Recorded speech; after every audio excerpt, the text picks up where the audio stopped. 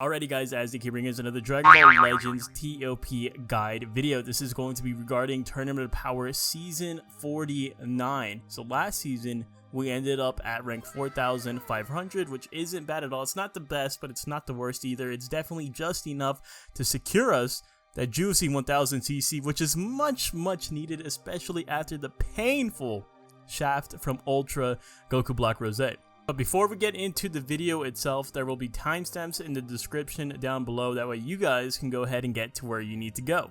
Alright, so the first thing that we're going to be talking about, as per usual, is our pathing. So the circled fights are going to be the most important fights or the most impactful fights for your ToP run, right? Because on the 5th fight, the 10th fight, 15th, 20th, and 25th, you get a massive win streak bonus, and that'll increase the further along the path you get to, right? But this will only be impactful if you don't die. So the main thing here is that you do not want to die. Of course, this path isn't definite. There's a lot of times where you'll see me in the walkthrough kind of deviate from the pathing, right? But even if there is deviation from the regular pathing, I will always hit those circled fights for the most part. Alright, so let's go ahead and move on to the tips and tricks portion of the video. You're going to be coming across this fight a couple of times throughout your path. I like to go for Tapion first, right? Because he will reduce your super gauge down to 0 at the start of turn 2. And then after that, I do usually go for the LF Cooler just because he is a heavy damage hitter. So next we have this Goku Black stage where I do like to go after the blue Goku Black first because he can inflict it with debuffs, and then we will go with the corrupted Zamasu last because he also inflicts you with debuffs upon defeat. Both of the purple units here also have cover strike changes, so that's something to be wary of. Then we have this girl stage. It's pretty easy to deal with. I usually go for the tag droids first, and then I go for the green Mai. The reason why I go for the green Mai as a priority target is because at the end of turn 2, she will hit you with her flashbang attack, stunning one of your characters. Another unit not to sleep on here is that green Urine, because she can hit pretty damn hard.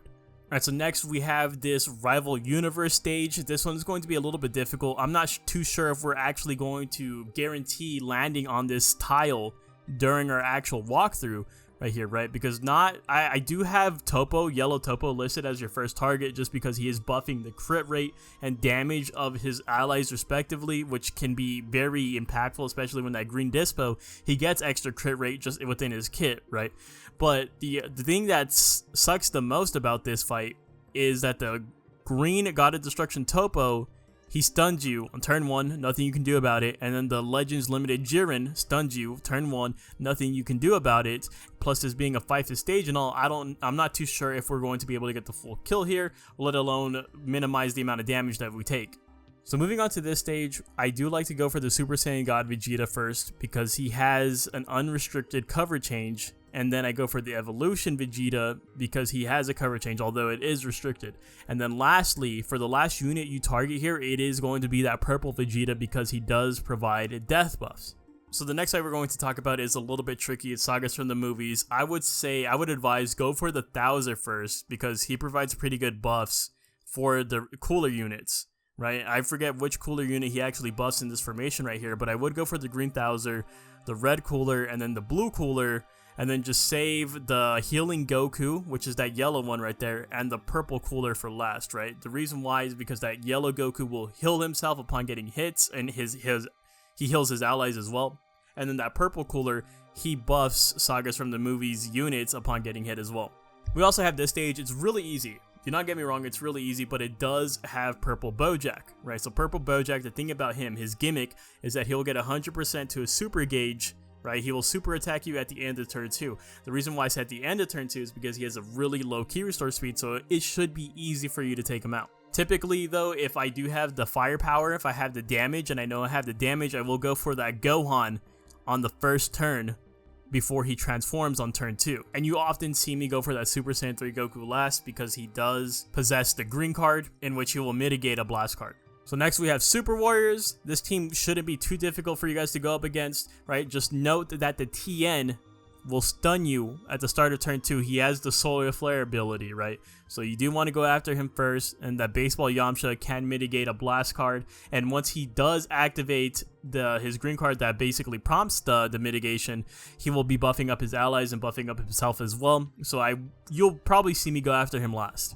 And then of course we have the infamous Kid Gohan stages, where all you really need to do here is make sure to kill Kid Gohan on turn 1 before killing any of his allies, right? Because if any of his allies are dead, he's going to get 100% to that special move gauge. Although, if you have the firepower to take out that Beerus and the Kid Gohan on turn 1, knowing that Kid Gohan has a really low key restore speed, then that's the optimal way to do this, because Beerus will stun you at the start of turn 2. So now we're going to go ahead and talk about the best teams right here.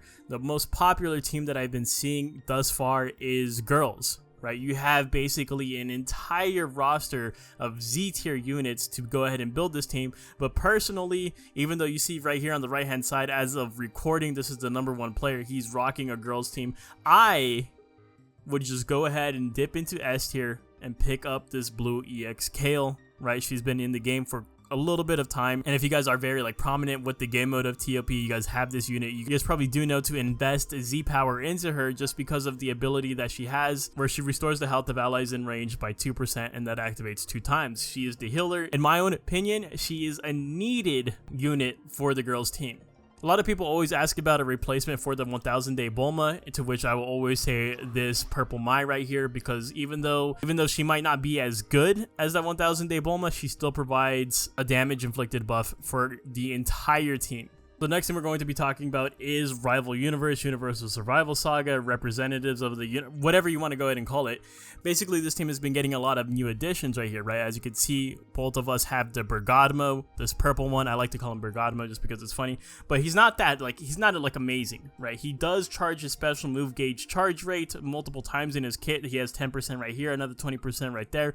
I always say that if it was just to his special move gauge in general, then it would be OP, but because it's to the charge rate, obviously it's not going to have the same effect. The unit that I really like here a lot is that yellow 18, right? Because that yellow 18 actually is a healer. I believe she has a one-time heal on turn 3. I don't have her, so I can't necessarily pull her up right here, but having double heals is going to ensure the sustainability of this team right here, right? And you can see right here a big difference is that I have the blue Topo instead of that EX Jiren, because they do fall under the same tier of A tier right here, right? And what this blue Topo can do is he will be able to go ahead and take all the aggression for a single turn. So at the start of the first turn, he applies buff effect, enemies focus on this character.